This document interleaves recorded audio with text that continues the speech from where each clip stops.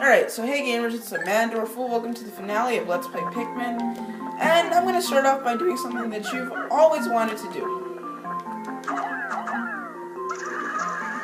But of course, our generosity shows, because the next time that we are on this planet, we will not do that. Now, I need you guys to promise me that if I let you live on this planet, you will be kind, and you will do a better job.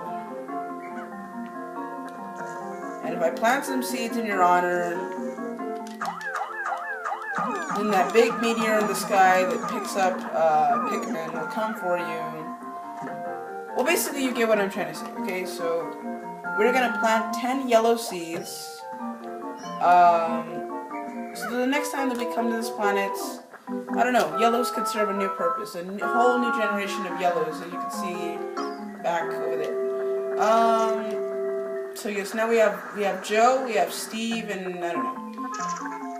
An Easter egg that okay, be careful with that bridge because, you know, Pikmin can get lost. An Easter egg that I wanted to show you guys on the final day, since we have all day to do this.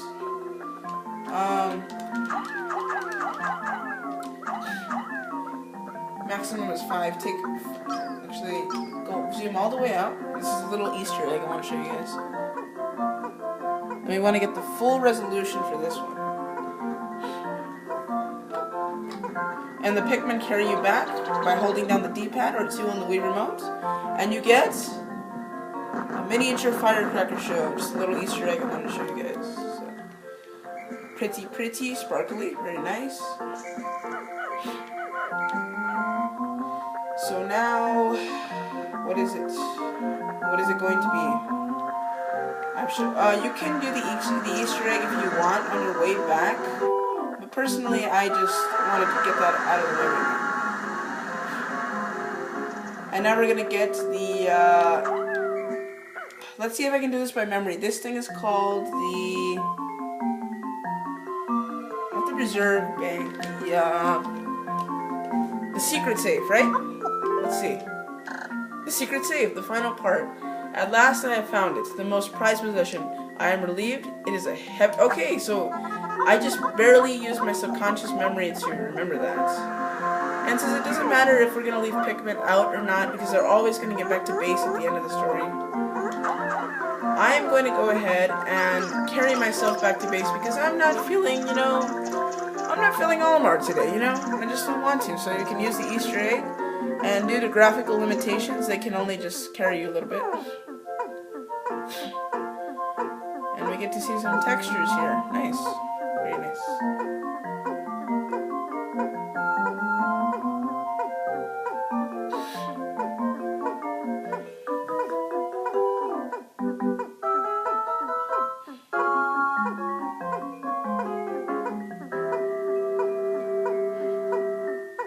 Let's see who makes it back to base first.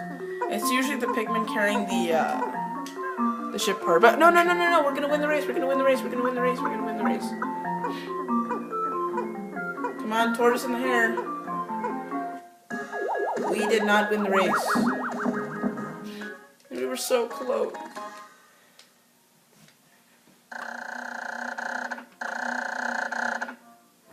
I finally recovered every ship part. I can now return to Hokotate. Now, a lot of things that I don't agree on, I hear, you know, Rayquaza, it's supposed to be pronounced Rayquaza, which people say that's stupid, but that's the way I believe it's. A lot of people say Hokotate, I don't know why, it's Hokotate, but then again, I don't know, I have to reference the Japanese syllables. So if it would be Pikmin, it would be Tate, so that would be correct. And then... But the prefix would be Hokotate because if you have Miyamoto, then it would be O. So it would be Hokotate. But I personally pronounce it Hokotate Freight. And some people say Hokotate. So it's just a pronunciation of the games.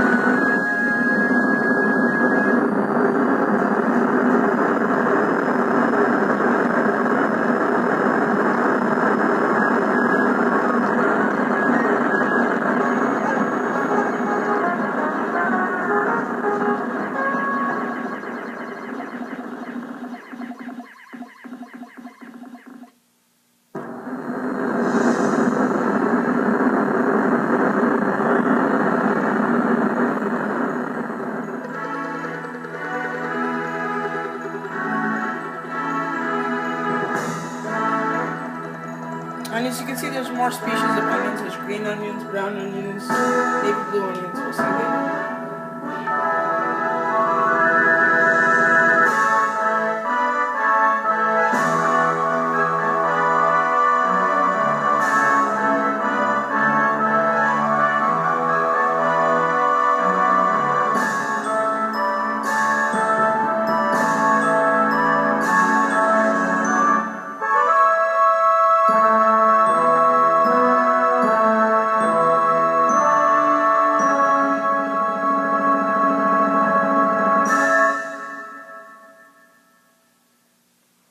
Final scores.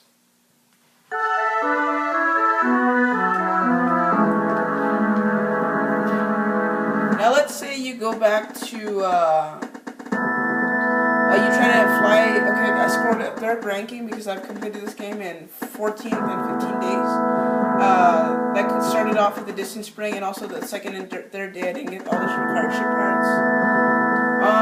We ranked third and we ranked fourth on my other. I've grown over 900 Pikmin. It's over 900 is my new phrase. Ship parts we've collected. Hold on, 1 minuto. So here, let me just start with the volume for a minute.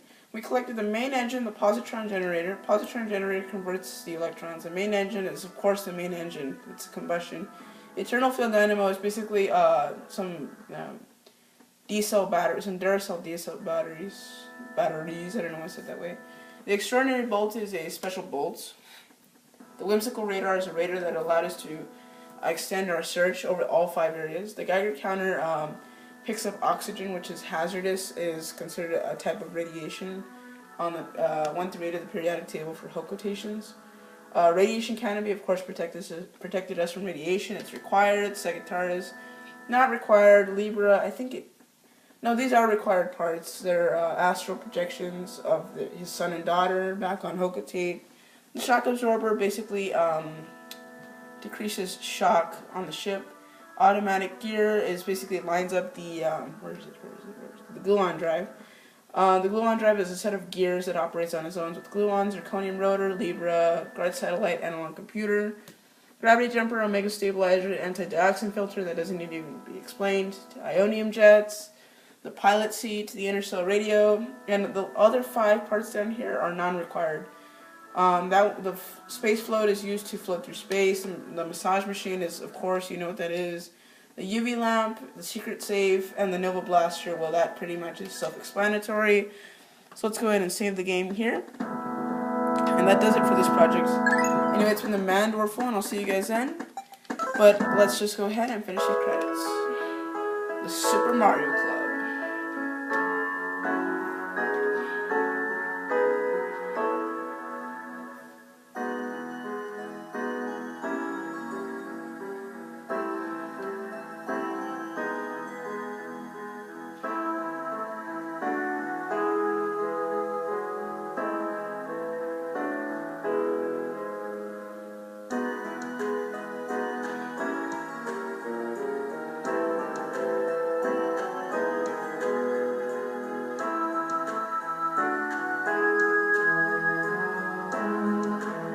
But wait, you didn't think I was going to let you relax. We're going to read some Japanese names before we go.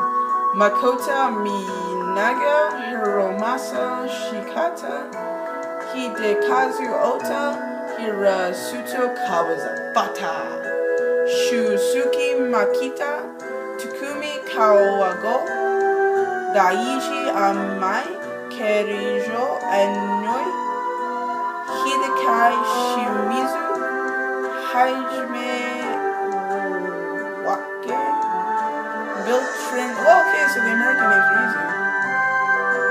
Alright, I'll leave you guys alone. I got bored.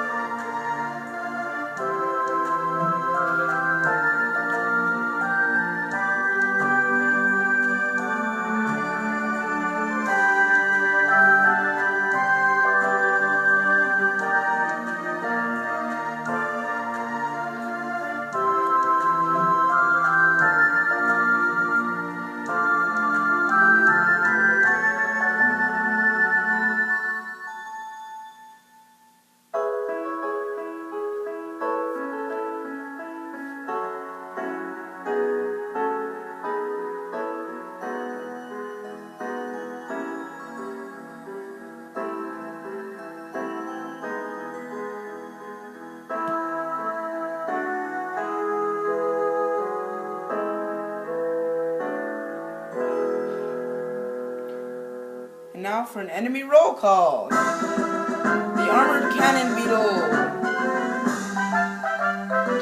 Armored cannon beetle. This migrant lithophod has developed a stronger carapace than its relatives.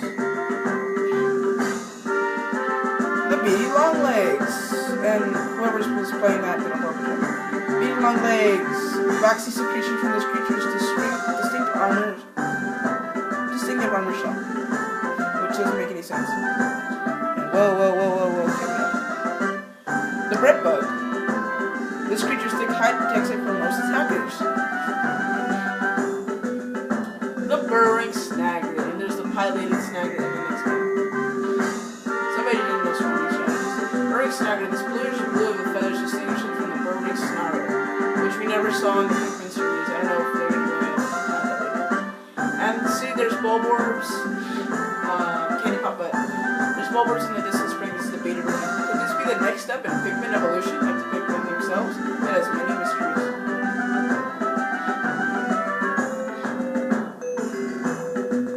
The dwarf bulber, which we did not get to introduce in this Let's Play, because it was, that's the earliest stage of life cycle, which is related to the higher species, but these are not. The dwarf bulborb is not related to the big bulborb, but the bull bears are. So although similar to the appearance of the bulbors, it belongs to a totally different species. There are a lot of animal families or species that do that. The smaller ones are not related to the big ones. Emperor Bulbox is matched with bird dog birds itself in hunting. In the second game, you can't take the carcasses back, but and wow, this is the worst gameplay ever. This creature expels a combustible phosphor that ignites at moderate temperature. No, I'm kidding.